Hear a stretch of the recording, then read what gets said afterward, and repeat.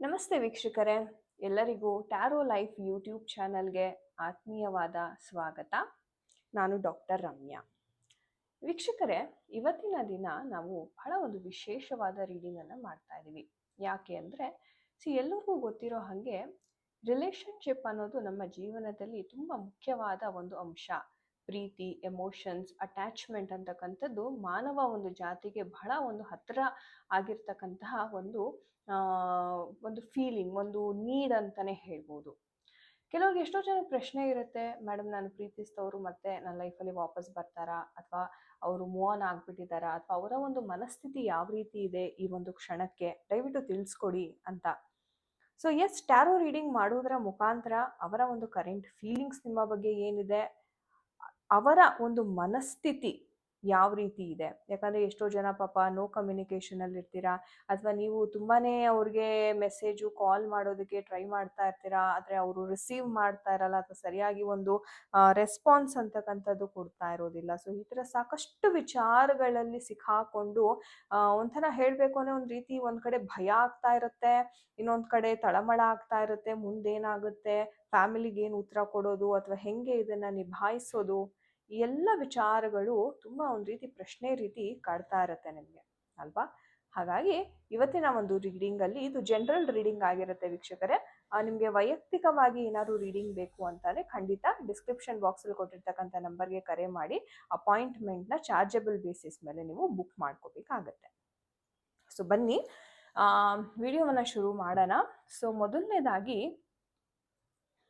ನಿಮ್ಮ ಪರ್ಸನ್ ಯಾರಿದ್ದಾರೆ, ಯಾರಿಗೋಸ್ಕರ ಈ ಒಂದು ವಿಡಿಯೋವನ್ನು ನೋಡ್ತಾ ಇದ್ದೀರಾ, ಆ ಒಂದು ವ್ಯಕ್ತಿಯ ಹೆಸರನ್ನ ಮನಸ್ಸಲ್ಲಿ ನೆನಪಿಸ್ಕೊತಾ ದೇವರಲ್ಲಿ ಪ್ರಾರ್ಥನೆ ಮಾಡ್ತಾ, ನಮ್ಮ ಮಾ ಕಾಳಿಯ ದರ್ಶನವನ್ನು ಮಾಡ್ತಾ ನೋಡೋಣ ನಿಮ್ಮ ವ್ಯಕ್ತಿಯ ಒಂದು ಎನರ್ಜೀಸ್ ಯಾವ ಥರ ಇದೆ, ನಿಮ್ಮ ಒಂದು ಪ್ರೀತಿಗೆ ಅವರು ಯಾವ ಒಂದು ಬೆಲೆಯನ್ನು ಕೊಡ್ತಾ ಇದ್ದಾರೆ, ಯಾವ ರೀತಿ ಇದೆ ಅವರ ಒಂದು ಮನಸ್ಥಿತಿ.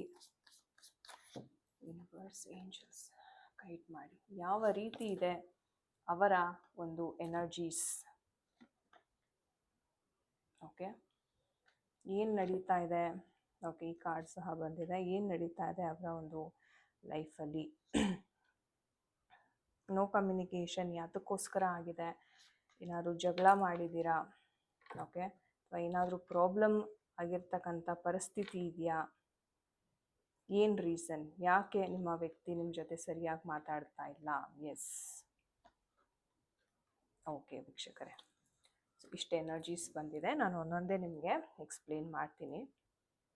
ನೋಡಿ ವೀಕ್ಷಕರೇ, ಮೊದಲನೇದಾಗಿ ಹೇಳಬೇಕು ಅಂತಂದರೆ, ಹಾಗೆ ನಾನು ಇವತ್ತು ಓಶೋಸ್ ಆ್ಯಂಡ್ ಟ್ಯಾರೋ ಡೆಕ್ಕಿಂದ ಸಹ ನಿಮ್ಮ ಫ್ಯೂಚರಲ್ಲಿ ಏನಾಗುತ್ತೆ, ಅವರ ಒಂದು ಆಲೋಚನೆ ಯಾವ ಥರ ಇದೆ ಅನ್ನೋದನ್ನು ಸಹ ನಾನು ನಿಮಗೆ ಎಕ್ಸ್ಪ್ಲೇನ್ ಮಾಡ್ತೇನೆ. ಮೊದಲನೇದಾಗಿ ನೋಡಬೇಕು ಅಂತಂದರೆ, ನಿಮ್ಮ ವ್ಯಕ್ತಿ ಅವೈಲಬಲ್ ಇಲ್ಲ. ಹೌದು, ಯಾಕಂತಂದರೆ ಅವರು ಬೆನ್ನ ತಿರುಗಿಸ್ಕೊಂಡು ನಿಂತಿದ್ದಾರೆ ಅಲ್ವಾ. ಸೊ ಹಾಗಾಗಿ ನಿಮಗೆ ಎಷ್ಟೇ ನೀವು ಮೆಸೇಜ್ ಮಾಡಿ ಅಥವಾ ಅವ್ರನ್ನ ಮಾತಾಡ್ಸೋದಕ್ಕೆ ಟ್ರೈ ಮಾಡಿ, ಆ ಒಂದು ವ್ಯಕ್ತಿ ನಿಮಗೆ ಇಲ್ಲಿ ಅವೈಲಬಲ್ ಇಲ್ಲ ಅಂತ ಬರ್ತಾ ಇದೆ. ಓಕೆ, ಆ್ಯಂಡ್ ಈ ಒಂದು ವಿಚಾರ ನಾವು ತಗೊಂಡಾಗ, ಯಾಕೆ ಅವರು ಅವೈಲಬಲ್ ಇಲ್ಲ ಅಂತ ನಾವು ತಗೊಂಡಾಗ ನೋಡಿ, ಒಂದು ಅವ್ರಿಗೆ ಕೆಲಸದ ವಿಚಾರವಾಗಿ ಬಹಳ ಒಂದು ಟೆನ್ಷನ್ಸ್ ಇದೆ ಲೈಫಲ್ಲಿ ಅಂತಾನೆ ಹೇಳ್ಬಹುದು. ಏನೋ ಒಂದು ಜಾಬು ಅಥವಾ ಏನೋ ಒಂದು ಕರಿಯರ್ ಡೆವಲಪ್ಮೆಂಟ್ಗೋ, ಏನೋ ಒಂದು ದೊಡ್ಡದಾಗಿ ನಾನು ಅಚೀವ್ ಮಾಡಬೇಕು, ಕೆಲಸದ ವಿಚಾರವಾಗಿ ಮುಖ್ಯವಾಗಿ ನಾನು ನೋಡ್ತಾ ಇರೋದು ಕೆಲಸ. ಆ ಒಂದು ವಿಚಾರವಾಗಿ ತುಂಬಾ ತಲೆ ಕೆಡಿಸ್ಕೊಂಡಿದ್ದಾರೆ. ಯಾಕಂದರೆ ಹಣಕಾಸಿನ ವಿಚಾರ ಬಂದಾಗ ಇವ್ರಿಗೆ ಹಣಕಾಸಿನ ವಿಚಾರ ಸ್ವಲ್ಪ ಟೈಟ್ ಆಗಿದೆ ಅಂತಲೇ ಹೇಳ್ಬೋದು. ಹಣಕಾಸು ಸರಿಯಾಗಿ ಬರ್ತಾ ಇಲ್ಲ, ಅಥವಾ ಇವ್ರು ಏನು ಅಂದ್ಕೊಳ್ತಾ ಇದ್ದಾರೆ ಆ ಒಂದು ಮಟ್ಟಕ್ಕೆ ಅವ್ರಿಗೆ ರೀಚ್ ಆಗೋದಕ್ಕೆ ಆಗ್ತಾ ಇಲ್ಲ. ಸೊ ಈ ಥರ ಒಂದು ಸಿಚುವೇಶನನ್ನು ತಗೊಂಡಾಗ ಏನಾಗುತ್ತೆ, ಈ ವ್ಯಕ್ತಿ ಅವೈಲಬಲ್ ಇರೋದಿಲ್ಲ ನಿಮಗೆ. ಯಾಕಂದರೆ ಅವ್ರಿಗೆ ಆದಂತಹ ಒಂದು ಪೇಯ್ನ್ ಇರುತ್ತೆ. ಅಯ್ಯೋ, ನನಗೆ ಕೆಲಸ ಆಗ್ತಿಲ್ವಲ್ಲ, ನನಗೆ ದುಡಿಯೋಕ್ಕಾಗ್ತಿಲ್ವಲ್ಲ, ಫ್ಯಾಮಿಲಿನ ಹೆಂಗೆ ಸಾಕಲಿ, ಅವ್ರೇನು ಅಂದ್ಕೋತಾರೆ, ಈ ಥರ ಸುಮಾರು ಒಂದು ಓವರ್ ಥಿಂಕಿಂಗ್ ಆಲೋಚನೆ ಇವ್ರಿಗೆ ಇದೆ. ಓಕೆ, ಒಂದು ಒಳ್ಳೆ ಪೊಸಿಷನ್ಗೆ ಹೋಗಬೇಕು, ಬೇಗ ಜಾಬ್ ಮಾಡಬೇಕು ಅಂದರೆ ಇವರು ಮೋಸ್ಟ್ ಆಫ್ ನಾನಿಲ್ಲಿ ನೋಡ್ತಾ ಇರೋದು ಗೌರ್ಮೆಂಟ್ ಜಾಬ್ ಮೇಲೆ ಫೋಕಸ್ ಜಾಸ್ತಿ ಇದೆ ವೀಕ್ಷಕರೇ. ನಿಮ್ಮ ವ್ಯಕ್ತಿಗೆ ಮೋಸ್ಟ್ ಲೈಕ್ಲಿ ಒಂದು 80% ಆಫ್ ದ ಜನ ಯಾರು ಈ ವಿಡಿಯೋವನ್ನು ನೋಡ್ತಾ ಇದ್ದೀರಾ, ನಿಮ್ಮ ಪರ್ಸನ್ಗೆ ಗೌರ್ಮೆಂಟ್ ಜಾಬ್ ಇದ್ದೇ ಆಗಬೇಕು ಅಂತ ತುಂಬ ಅವ್ರು ಕಷ್ಟಪಟ್ಟು ಇದು ಮಾಡ್ತಾರೆ, ಎಫರ್ಟ್ಸ್ ಅಂತಕ್ಕಂಥದ್ದು ತುಂಬ ಹಾಕ್ತಾ ಇದ್ದಾರೆ ವ್ಯಕ್ತಿ. ಹಾಗೆ ನೀವು ಅನ್ಕೋಬೋದು, ಇಷ್ಟೊಂದೆಲ್ಲ ಎಫರ್ಟ್ಸ್ ಹಾಕಿ ನನ್ನನ್ನೇನಾದರೂ ಅವರು ಮರೀತಾ ಇದ್ದಾರಾ ಅನ್ನೋ ಒಂದು ಪ್ರಶ್ನೆ ಸಹಜವಾಗಿ ಕಾಣುತ್ತೆ. ವ್ಯಕ್ತಿ ಎಮೋಷ್ನಲ್ ಇದ್ದಾರೆ, ಸೊ ಹಾಗಾಗಿ ಅವರು ನಿಮ್ಮನ್ನ ಮರ್ತಿಲ್ಲ ಅಂತಾನೆ ಹೇಳ್ಬೋದು. ಹಾಗೆ ಒಂದು ಅವಕಾಶಕ್ಕೋಸ್ಕರ ಸಹ ಈ ಒಂದು ವ್ಯಕ್ತಿ ವೆಯ್ಟ್ ಮಾಡ್ತಾ ಇದ್ದಾರೆ. ಅವ್ರು ಯಾಕೆ ಅವೈಲಬಲ್ ಇಲ್ಲ ಅಂತ ನೋಡಿದಾಗ ಕೆಲಸದ ವಿಚಾರವಾಗಿ ತುಂಬಾನೇ ಅವರು ತಲೆ ಕೆಡಿಸ್ಕೊಂಡಿದ್ದಾರೆ. ಆ ಒಂದು ರೀಸನ್ ಇಂದ ನಿಮ್ಮ ವ್ಯಕ್ತಿಗೆ ನೀವು ಎಷ್ಟೇ ಅವ್ರಿಗೆ ಮೆಸೇಜ್ ಮಾಡಿದ್ರು ಆ ಕಡೆಯಿಂದ ನೀವು ಎಕ್ಸ್ಪೆಕ್ಟ್ ಮಾಡ್ತಕ್ಕಂಥ ಒಂದು ಸ್ವೀಟ್ ಹಾಯ್ ಅಥವಾ ಒಂದು ಗುಡ್ ನೈಟ್ ಅಥವಾ ಏನು ಸ್ವೀಟ್ ಮೆಸೇಜಸ್ನ ನೀವು ಎಕ್ಸ್ಪೆಕ್ಟ್ ಮಾಡ್ತಾ ಇದ್ದೀರಾ ಅದು ಆಗ್ತಾ ಇಲ್ಲ.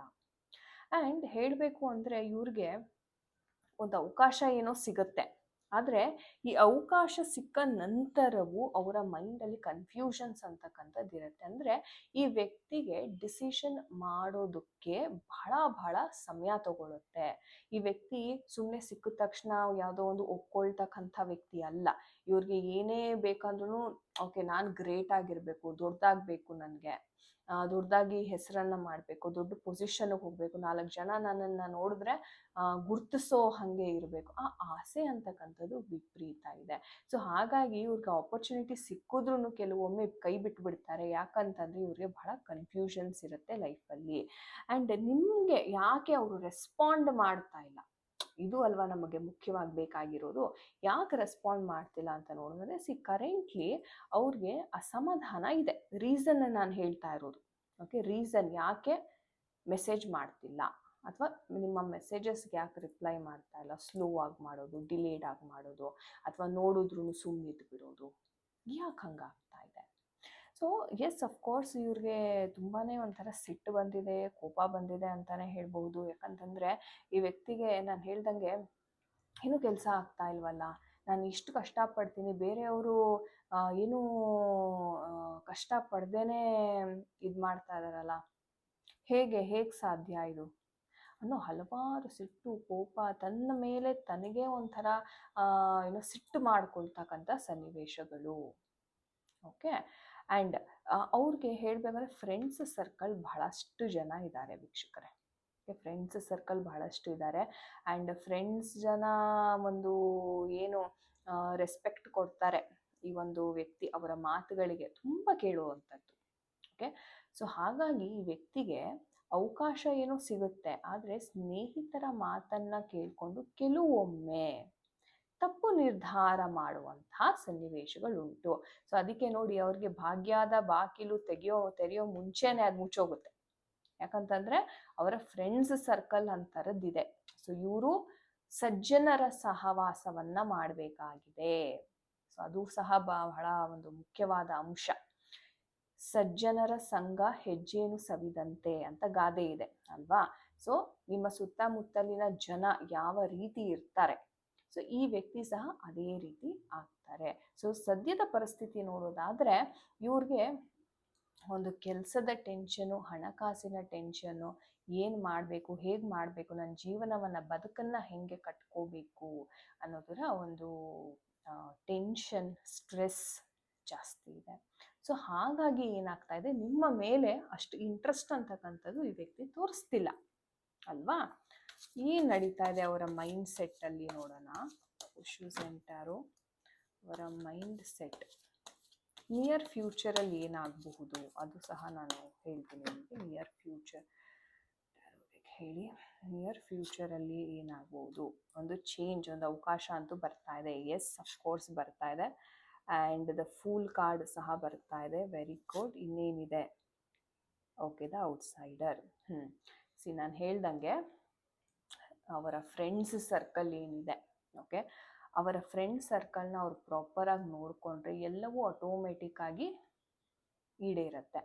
ಸೊ ಮುಂದೆ ಲೈಕ್ ನಿಯರ್ ಫ್ಯೂಚರ್ ಅಂತಾನೆ ಒಂದು 2 to 3 months, ಒಂದು 2 ರಿಂದ 3 ತಿಂಗಳ ಎನರ್ಜೀಸ್ನ ನಾವು ನಿಯರ್ ಫ್ಯೂಚರ್ ಅಂತ ಕರಿತೀವಿ.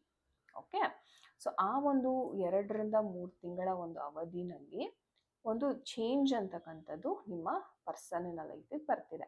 ನಾನು ಹೇಳ್ದಂಗೆ ಒಂದು ಅವಕಾಶ ಆಗಿರ್ಬೋದು, ಅಥವಾ ಇವ್ರು ಇಷ್ಟಪಟ್ಟಿರ್ತಕ್ಕಂಥ ಒಂದು ಅವಕಾಶ, ಕೆಲಸ ಆಗಿರ್ಬೋದು, ಏನೋ ಒಂದು ಚೇಂಜ್, ಒಂದು ಪರ್ಸ್ನಲ್ ಚೇಂಜ್, ಒಂದು ಎಮೋಷ್ನಲ್ ಚೇಂಜ್, ಅಥವಾ ನಿಮ್ಮ ರಿಲೇಷನ್ಶಿಪ್ನ ಹೀಲ್ ಮಾಡ್ಕೊಳ್ಳುವಂತಹ ಒಂದು ಚೇಂಜ್ ಅಂತಕ್ಕಂಥದ್ದು ಬರ್ತಾ ಇದೆ.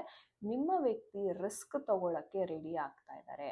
ಇಷ್ಟು ದಿವಸ ಏನು ಅವಾಯ್ಡ್ ಮಾಡ್ತಾ ಇದ್ರು, ಓಕೆ ನನಗೆ ಕೆಲಸ ಇಲ್ಲ, ನನ್ನ ಪರ್ಸನ್ ನಾನು ಹೇಗೆ ಟ್ರೀಟ್ ಮಾಡಲಿ, ಈ ಥರ ಕೆಲವು ಇನ್ಸಿಕ್ಯೂರ್ ಫೀಲಿಂಗ್ಸ್ ಏನಿತ್ತು ಅದೆಲ್ಲವನ್ನು ಇವರು ಒಂದು ರಿಸ್ಕ್ ತಗೊಳ್ಳೋಕ್ಕೆ ರೆಡಿ ಆಗ್ತಾರೆ, ಮುಂದೆ ಆಗ್ತಾರೆ. ಇಲ್ಲ ನಾನು ಬೆಳಿಬೇಕು, ನಾನು ದುಡಿಬೇಕು ಅನ್ನೋ ಒಂದು ಛಲ ಅದು ಕಾಣಿಸ್ತಾ ಇದೆ. ಇವ್ರನ್ನ ಏನು ಇಷ್ಟು ದಿವಸ ಒಂದು ಜೈಲು ಒಳಗಡೆ ನೋಡ್ತಾ ಇದ್ರಿ ನಾವು, ಆ ಜೈಲಿಂದ ಹೊರಗಡೆ ಬರುವಂತಹ ಒಂದು ಸನ್ನಿವೇಶ. ಇಲ್ಲ ನಾನು ಬೆಳಿಬೇಕು, ನಾನು ಇಷ್ಟು ದಿವಸ ಬಾವಿ ಕಪ್ಪೆ ಆಗಿದ್ದೆ, ಇವಾಗ ಸಮುದ್ರದಲ್ಲಿ ಈಜಾಡಿ ನಾನು ಒಳ್ಳೆ ಎಕ್ಸ್ಪೀರಿಯನ್ಸಸ್ಸನ್ನು ನಾನು ಗಳಿಸ್ಕೋಬೇಕು ಅನ್ನೋ ಒಂದು ಈ ಛಲ ಏನಿದೆ ಅದು ಅವ್ರನ್ನ ತುಂಬ ಒಂದು ಎತ್ತರದ ಮಟ್ಟಿಗೆ ಕರ್ಕೊಂಡು ಹೋಗ್ತಕ್ಕಂತಹ ಒಂದು ಸನ್ನಿವೇಶವನ್ನು ನಾನಿಲ್ಲಿ ನೋಡ್ತಾ ಇದ್ದೇನೆ. ಸೊ ಹಾಗಾಗಿ ಹೆದರ್ಕೊಳ್ಳೋ ಅಂತಹ ಅವಶ್ಯಕತೆ ಏನೂ ಇಲ್ಲ. ಈ ಒಂದು ಏನು ಟೆಂಪರವರಿ ಸಿಚುವೇಶನ್ ನಡೀತಾ ಇದೆ ಅದು ಇವ್ರಿಗೆ ಕೆಲಸ, ಹಣಕಾಸು ಸಿಗೋವರೆಗೂ ಮಾತ್ರ. ಅದಾದಮೇಲೆ ತಾನಾಗೆ ತಮ್ಮ ಎಮೋಷನ್ಸ್ ಆಗಿರ್ಬೋದು, ತಮ್ಮ ಫೀಲಿಂಗ್ಸ್ ಆಗಿರ್ಬೋದು, ಅವರು ಆಟೋಮೆಟಿಕ್ ಆಗಿ ಚೇಂಜ್ ಮಾಡ್ಕೋತಾರೆ. ಸೊ ಹಾಗಾಗಿ ಏನು ತಲೆ ಕೆಡಿಸ್ಕೊಳ್ಳುವಂಥ ಅಗತ್ಯ ಇಲ್ಲ. ಆದರೂ ನಿಮಗೆ ವೈಯಕ್ತಿಕವಾಗಿ ಪರ್ಸ್ನಲ್ ರೀಡಿಂಗ್ ಬೇಕು ಅಂತ, ವೈಯಕ್ತಿಕ ಕ್ವೆಶನ್ಸ್ ಕೇಳಬೇಕು ಅಂದರೆ ಡಿಸ್ಕ್ರಿಪ್ಷನ್ ಬಾಕ್ಸಲ್ಲಿ ಕೊಟ್ಟಿರ್ತಕ್ಕಂಥ ನಂಬರ್ಗೆ ವಾಟ್ಸಪ್ ಮಾಡಿ. ರೀಡಿಂಗ್, ಪರ್ಸ್ನಲ್ ರೀಡಿಂಗ್ ಒಂದು ಚಾರ್ಜಬಲ್ ಬೇಸಿಸ್ ಮೇಲೆ ಇರುತ್ತೆ. ಬುಕ್ ಮಾಡ್ಕೊಂಡು ಸ್ಲಾಟ್ಸ್ನ ನಿಮ್ಮ ವೈಯಕ್ತಿಕವಾದ ನಿಮ್ಮ ಏನು ಪ್ರಶ್ನೆ ಇದೆ ಅದನ್ನು ಕೇಳಿ ನೀವು ನಿಮ್ಮ ಡೌಟ್ಸನ್ನು ಕ್ಲಿಯರ್ ಮಾಡ್ಕೋಬಹುದಾಗಿದೆ. ಓಕೆ, ಒಳ್ಳೆಯದಾಗಲಿ ಎಲ್ಲರಿಗೂ. ಹಾಗೆ ವೀಕ್ಷಕರೇ, ಎಷ್ಟೋ ಜನ ಪೈರೈಟ್ ಸ್ಟೋನ್ ಬಗ್ಗೆ ತಿಳಿಸ್ಕೊಡಿ ಮೇಡಮ್, ಇದು ನಿಜವಾಗ್ಲೂ ಮನಿನ ಅಟ್ರಾಕ್ಟ್ ಮಾಡುತ್ತಾ ಅಂತ ಸುಮಾರು ಜನ ಕೇಳ್ತಾ ಇದ್ರಿ. ಹೌದು, ಎಸ್, ಇದು ಬಂದ್ಬಿಟ್ಟು ಒರಿಜಿನಲ್ ಪೈರೈಟ್ ಸ್ಟೋನ್. ಇದನ್ನು ನೀವು ವ್ಯಾಪಾರ ಸ್ಥಳದಲ್ಲಿ ಅಥವಾ ನಿಮಗೆ ಏನಾದರೂ ಮನಿ ಅಟ್ರಾಕ್ಟ್ ಮಾಡಬೇಕು, ಗುಡ್ ಲಕ್ ನಿಮ್ಮ ಲೈಫಲ್ಲಿ ಅಟ್ರಾಕ್ಟ್ ಮಾಡಬೇಕು ಅಂತಂದರೆ ಈ ಥರ ಒಂದು ಸಣ್ಣದಾದ ಒಂದು ಪೈರೈಟ್ ಕ್ರಿಸ್ಟಲ್ ನೀವು ನೋಡ್ಬೋದು ಎಷ್ಟು ಶೈನಿಂಗ್ ಇದೆ. ಸೊ ಈ ಥರ ಒಂದು ಪೈರೈಟ್ ಸ್ಟೋನ್ ಏನಿದೆ, ಓಕೆ, ಅದನ್ನು ನೀವು ಸೆಲೆನೈಟ್ ಪ್ಲೇಟ್ ಮೇಲೆ ಈ ರೀತಿ ನಿಮ್ಮ ವ್ಯಾಪಾರ ಸ್ಥಳ ಆಗಿರ್ಬೋದು, ನೀವು ಕೆಲಸ ಮಾಡುವಂತಹ ಒಂದು ಡೆಸ್ಕ್ ಅಲ್ಲಿ ನೀವು ಇದನ್ನು ಪ್ಲೇಸ್ಮೆಂಟ್ ಮಾಡಬೇಕಾಗತ್ತೆ.